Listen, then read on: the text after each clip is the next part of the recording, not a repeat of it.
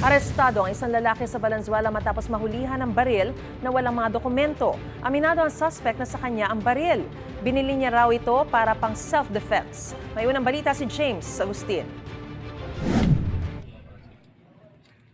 Kasama ang mga taga-barangay, isinilbi ng mga pulis ang search warrant sa 23 anyos sa lalaki para halugugin ang kwarto ng kanyang bahay sa barangay Malinta, Valenzuela City. Nagtatago umano ng baril ang lalaki.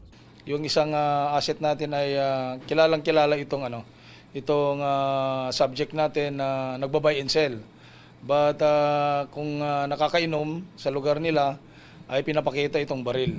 So that's the time na nag-conduct tayo ng thorough investigation. Nakuha ang isang baril na kargado ng 2 bala na nakatago sa ilalim ng mesa.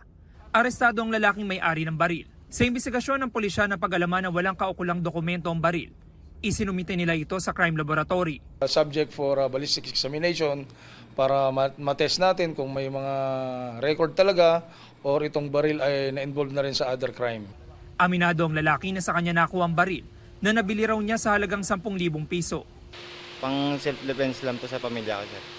Kasi po, ako na lang po gumagabay sa pamilya namin, sir. Pero walang dokumento yun? Wala po. Saan mo nakuha? Nabotos po.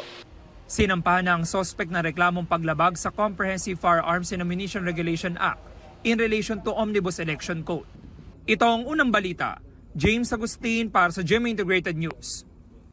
Gusto mo bang mauna sa mga balita? Mag-subscribe na sa GMA Integrated News sa YouTube at tumutok sa unang balita.